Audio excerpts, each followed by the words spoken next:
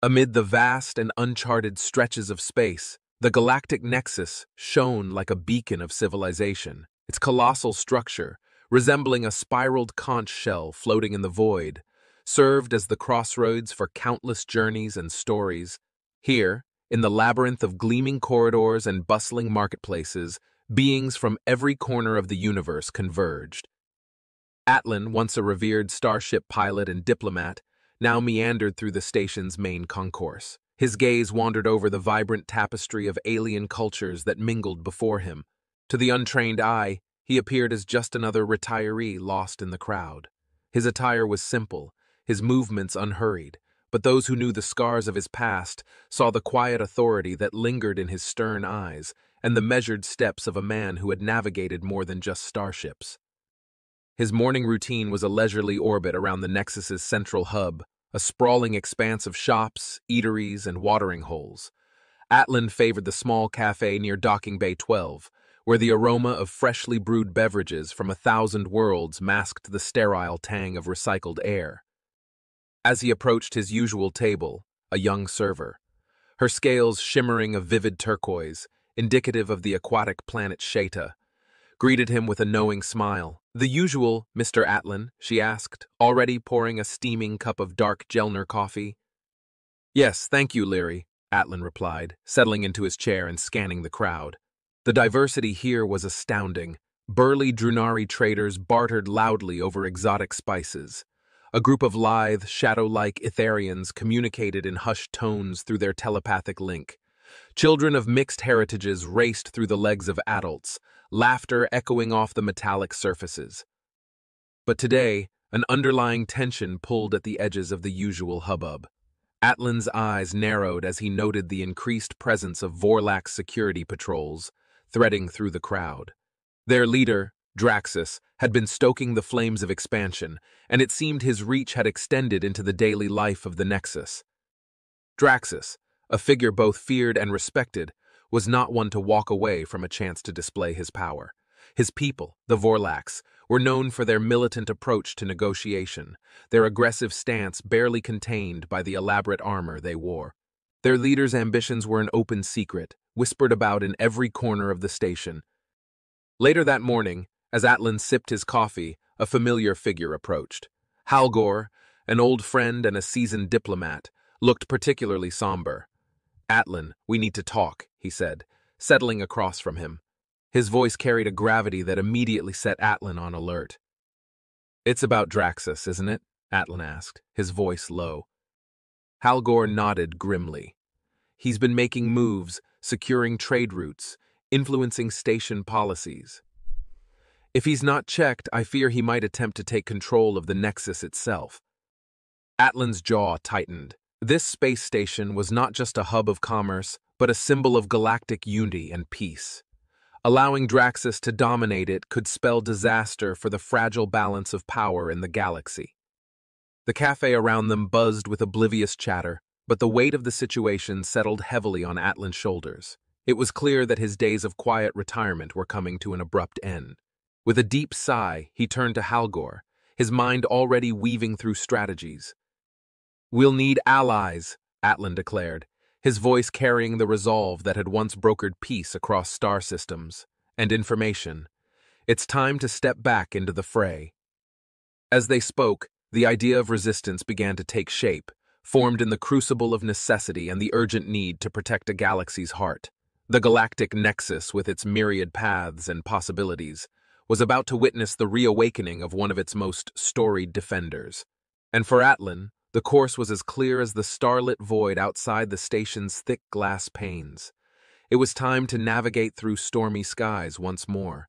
Chapter 2: Rising Tensions. The hum of the Galactic Nexus never waned, but beneath the ceaseless murmur of commerce and conversation, a darker tone began to thrum. Draxus, with his insatiable ambition, was weaving a web of influence that stretched across the station's most critical junctions. The corridors of power, once pathways for peaceful negotiations, were now shadowed by the silent footfalls of Vorlax soldiers. Atlan, who had spent the early hours of the day gathering whispers and wary glances, stood overlooking one of the main trading floors from a high balcony. The scene below was a vibrant chaos of bartering and negotiation, yet his experienced eyes noticed the subtle shifts. The Vorlax patrols passing a little too frequently, the traders speaking in hushed tones, a slight hesitation before shaking hands on a deal. Tighter than a blockade at Talon Pass, Atlan murmured to himself, recalling one of the many strategic locations he had once navigated during his days as a diplomat. The metaphor was apt. Draxus was slowly but surely enforcing a blockade of control around the Nexus. Halgor joined him, his face drawn with concern. It's getting worse, Atlan. Draxus has been pressuring the station council. If he gains a seat, his decrees will carry the weight of law.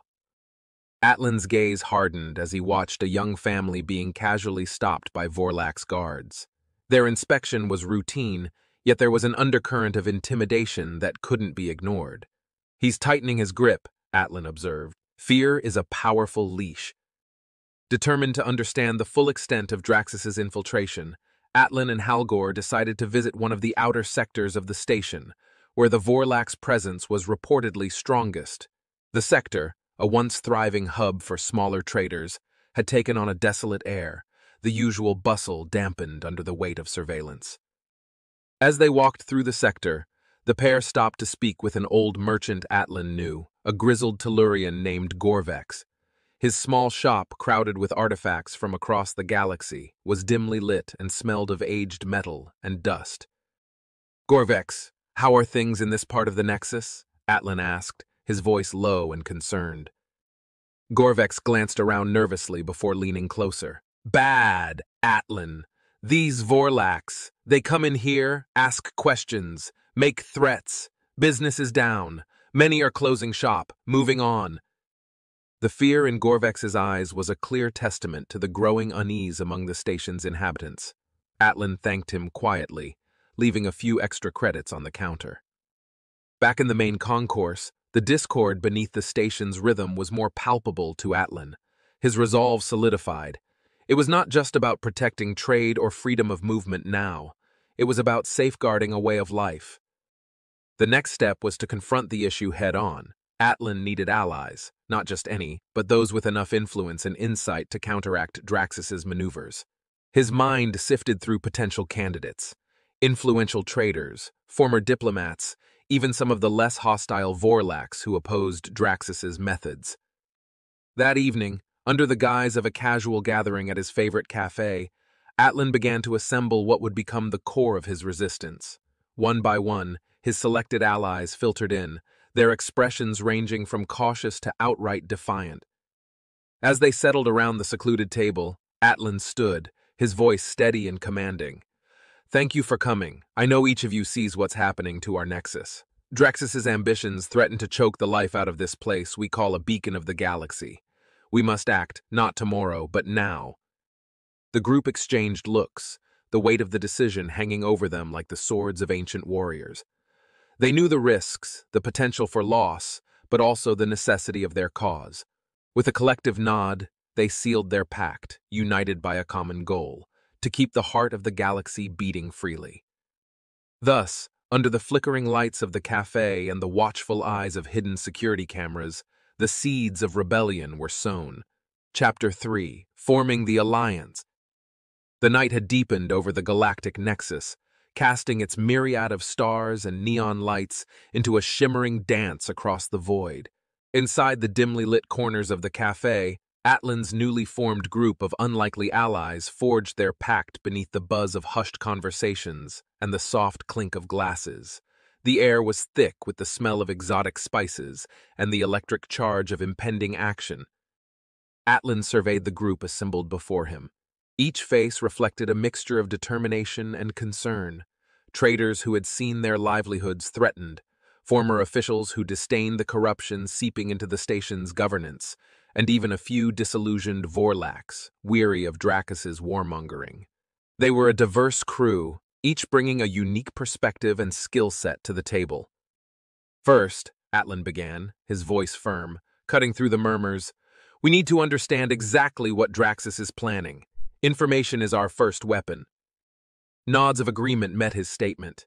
Mira, a former intelligence officer whose network of informants spanned the galaxy, leaned forward. Her eyes, sharp and calculating, were those of one who thrived in the shadows of information warfare. "I've got contacts who can get us access to Draxus's communications. If he's planning anything else, we'll know," she declared, her tone confident, yet tinged with the adrenaline of risk. Atlan nodded appreciatively. "Good! Me need to stay one step ahead." Next to Mira sat Thane, a robust trader with extensive connections in the commerce sectors. His burly form was deceptive. His mind was as agile as any diplomat's. "I'll spread the word among the traders. Draxus is squeezing us for everything, and not just us, everyone is feeling the pinch. If we band together, we can form a blockade of our own. He won't see it coming." The group's strategy began to take shape: gather intelligence, mobilize the commercial sectors, and prepare for direct confrontation if necessary. Each member was tasked with leveraging their resources and networks. The meeting disbanded with a quiet urgency, each individual disappearing into the labyrinth of the Nexus, a silent oath binding them together. In the days that followed, the station seemed to pulse with a subtle undercurrent of defiance. Atlan spent his time coordinating the efforts, often from the shadows, meeting in discreet locations, and always staying mobile. Despite the growing tension, there was a sense of unity among the allies that felt almost tangible, like a shield against the encroaching darkness.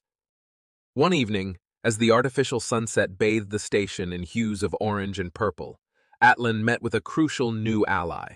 Lissa, a diplomat from the Andorian sector, had been skeptical at first, but decided to join after seeing the impact of Draxus's policies on her people. "Draxus underestimates the power of aligned interests," Lysa said as they watched the sunset from a view deck, the bustling sounds of the station muted behind the glass. "He sees only dominion, not the strength of cooperative ties." Atlan nodded, his eyes reflecting the sunset. "Exactly. He sees pieces on a chessboard, not the interconnected web we are." Meanwhile, Mira's efforts bore fruit. Late one night, she contacted Atlan with urgent news. "I've intercepted something big. Draxus is planning a coup to seize control of the station council by force. He's got support from the outside. Mercenary forces are en route." The revelation sent shockwaves through Atlan's spine. The time to act was now. If Draxus succeeded, the Nexus would fall under his iron rule, and the galaxy would likely follow into turmoil. Summoning his core team, Atlan laid out the intercepted plans. "We can't let this happen. We strike during the council summit tomorrow. It's the perfect cover. Everyone will be focused on the proceedings." Plans were quickly drawn. Distractions, sabotage, and direct intervention were all coordinated with meticulous care. The group divided tasks, each person's role critical to the operation's success. The air was electric with anticipation and fear, the weight of their impending action heavy on their shoulders. As the station spun silently in the void, its internal gears were set for a showdown that could alter the course of history. Atlan felt the old thrill of challenge stir within him, the pilot and diplomat now a rebel leader, fighting not just for the Nexus, but for the soul of the galaxy. Chapter 4: The Counter-Strategy. As the Galactic Nexus spun silently through the star-studded black, its internal machinations mirrored the complex plotting of its inhabitants. Atlan's group, now a coherent unit of resistance, readied themselves under the shroud of the station's artificial night. The strategy was clear: disrupt the summit, expose Draxus's plans, and prevent the coup. Each member of the alliance had a role that hinged not just on precision, but on the absolute trust in one another. A trust forged in the quiet corners of the Nexus and solidified through shared purpose. Atlan stood in the dim light of a service corridor, reviewing the plan on a handheld device with Thane and Mira. "Thane, your team will block the eastern access points. We can't let Draxus's mercenaries reinforce their position once we start." Thane, a giant of a man with a network as vast as his stature, nodded, his face a mask of determination. "Got it, Atlan. We'll be the wall." Mira, whose information had catalyzed the urgency of their mission, was tasked with the most delicate part of the operation. "I'll be in the control room. Once you give the signal, I'll cut the power to Draxus's quarters and lock down the summit hall. No communications in or out, except ours." Atlan looked at her, the dim light casting shadows over his aged face. She gave a wry smile, the kind that acknowledged the risk and dismissed it with equal measure. Lysa and several other diplomats were to be inside the summit, a risky but necessary placement. They would need to stall the proceedings, create confusion, and, at the right moment, help expose Draxus. Lysa had rehearsed her part meticulously, aware that any slip could endanger not just the mission, but lives. As the station's clocks neared the hour of the summit, the various members of Atlan's resistance took their positions. The atmosphere was charged with a palpable tension, the air thick as if the Nexus itself was holding its breath. In the central summit hall, a magnificent room with walls of transparent aluminum showcasing the cosmos, the galaxy's representatives gathered. The hall buzzed with the murmur of dozens of languages, diplomats, and aides, maneuvering through conversations laden with political niceties and hidden agendas. Lysa, dressed in the formal attire of her sector, circulated among the delegates, her every gesture measured and her voice modulated to calm, diplomatic tones. Her heart, however, raced with the knowledge of what was about to unfold. Outside, Atlan gave the signal. The first move was made as Thane and his team discreetly sealed off the eastern corridors. Simultaneously, Mira, cloaked in the anonymity provided by a maintenance uniform, slipped into the control room. Her fingers flew over the console, codes inputted to disrupt Draxus's communications. Back in the summit hall, as Lysa took the stage to speak on interstellar trade agreements, the lights flickered ominously. Whispers turned to concerned murmurs as the hall plunged into darkness for a heartbeat, then returned to normal, except for the doors, which remained firmly shut. "Ladies and gentlemen," Lysa continued, her voice steady despite the flickering lights, "I must bring to your attention a matter of urgent security." On cue, the doors to the hall swung open, and Atlan entered, flanked by Nexus security forces loyal to the cause. Behind him, displayed on handheld devices, were the intercepted communications, irrefutable evidence of Draxus's treachery. Draxus, caught in the act of rallying his supporters, stood from his seat, his expression one of fury contorted by betrayal. "This is a farce!" he bellowed, but his voice was drowned by the growing clamor of the assembly. Atlan stepped forward, the gravity of the moment etching lines deeper into his face. "This is no farce, Draxus. This is the will of the Nexus. You sought to divide and conquer, but today you have unified us against a common foe." The summit, once a stage for diplomatic dance, had turned into a courtroom. As delegates absorbed the reality of the coup, the sentiment shifted palpably. Draxus, isolated and exposed, had lost the game he played so ruthlessly. As security escorted Draxus away, Atlan's eyes met Lysa's across the room. There was relief there and a profound acknowledgement of what they had achieved. But in the world of galactic politics, every victory sowed the seeds of future challenges. For now, though, the Nexus was safe, its heart beating strongly to the rhythm of united races. The counter-strategy had prevailed, but the battle for peace was far from over.